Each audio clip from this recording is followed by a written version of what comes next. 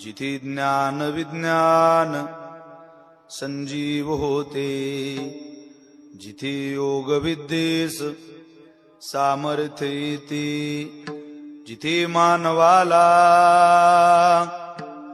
मिळे मोक्ष गाथा, तुझ्या पायरीशी सदा नम्र माथा.